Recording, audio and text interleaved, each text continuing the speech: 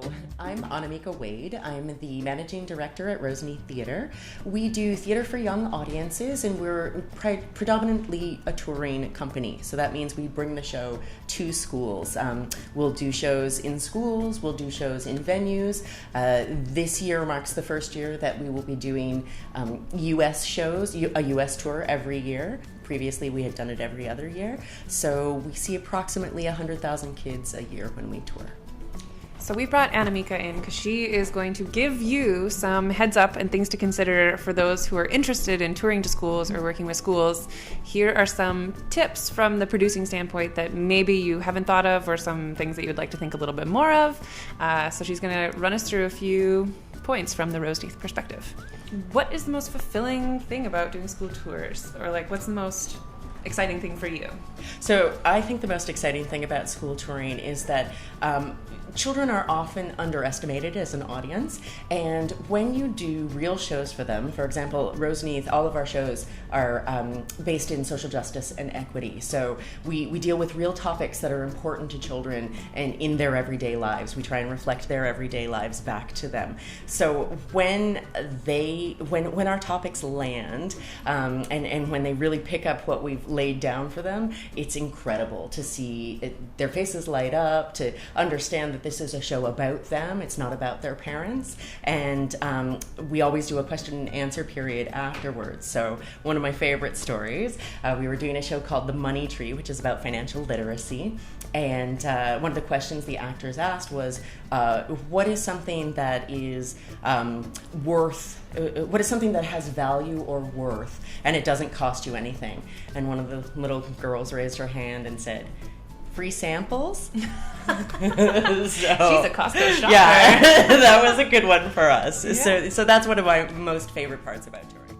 So what are some of the artistic challenges and benefits? So this would be production elements or casting. Not every actor can handle touring or kids.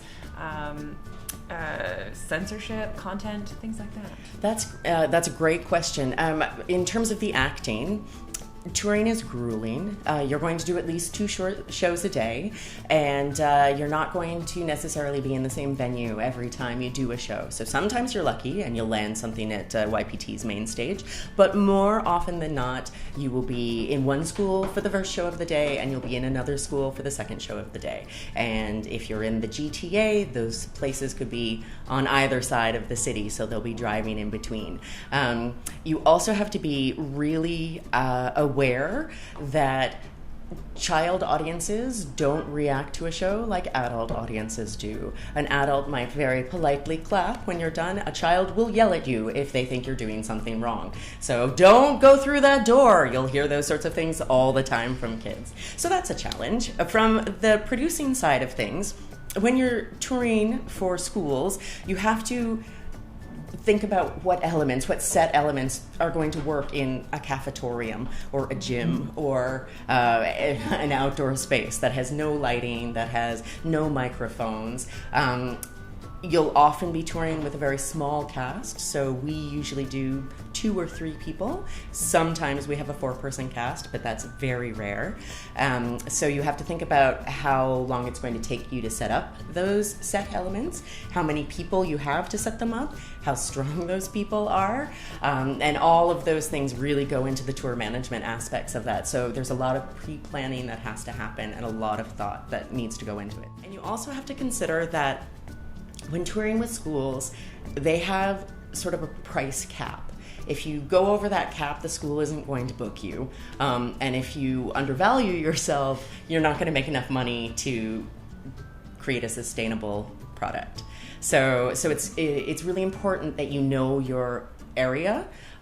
Even more so, you have to know your audience, of course, but you have to know what that price point is. We've been renting a Sprinter van, and that has been luxurious. So you either have to purchase a truck that can handle your set and your cast, and don't forget you have a stage manager there as well. So you're looking at least a 3-person cast and crew if you've got a 2-person cast and 1 stage manager.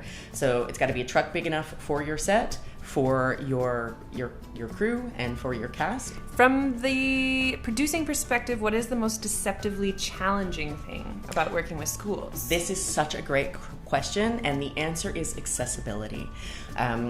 One thing we found this year is that not all schools, they say they're accessible, but they don't think about the accessibility of loading a show. So many times we had to find out how we got into the school, where the parking lot was in relationship to that load-in dock, whether there were stairs between the parking lot and the cafetorium, or if there were any sort of other things, doors, elevators, that would get in the way of accessibility. So even if a school says it's accessible, they might just mean in the front doors, not necessarily the entrance that you're going to use. So really make sure, if you're a school touring, you have a conversation with your contact and you say, this is the set we're bringing in, this is how long it's going to take us to set up, and these are the sorts of accommodations we're hoping for. Are there any specific resources, grants, presenter networks, etc., that you could recommend for people looking into school touring? Yes, there are a lot of them. The best grants, OAC and CCA, so Canada Council for the Arts and the Ontario Arts Council, have project touring grants specifically, and OAC breaks that up between Ontario touring and international touring, and Canada Council also breaks it up between Canadian and international touring. So there are two different pots. Canada Council has also increased that touring pot. I shouldn't tell you guys this secret, because it's one we use all the time, but those are your best resources in terms of funding in Canada.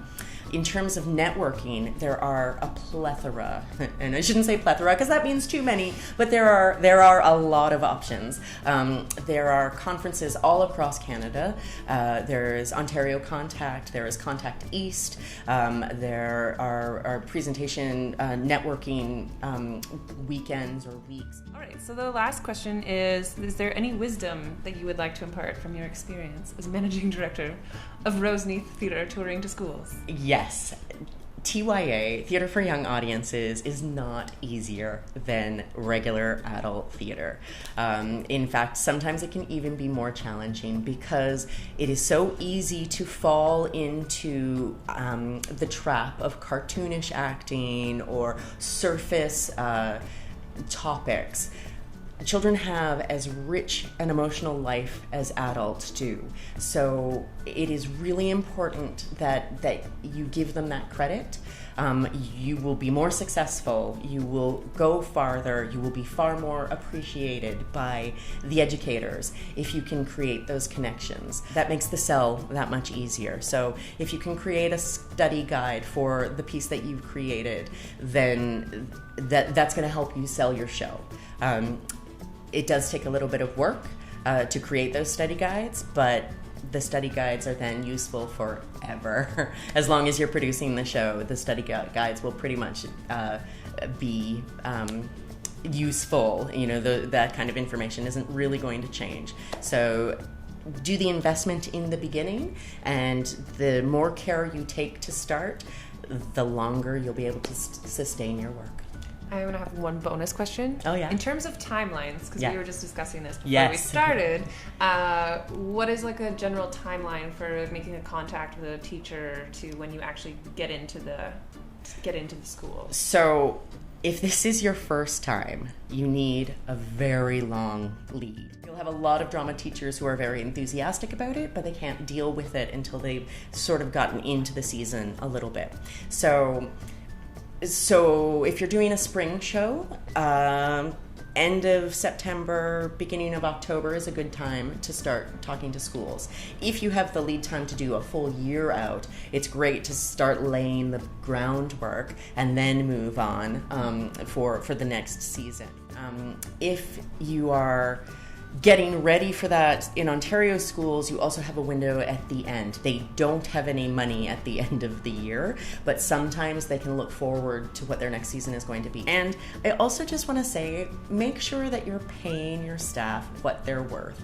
It is a hard slog to be on the road. So make sure you appreciate your actors. Make sure that you're checking in with your crew all of the time. Make sure that they feel they've got someone back home or in the office that they can call if there's a problem on the road.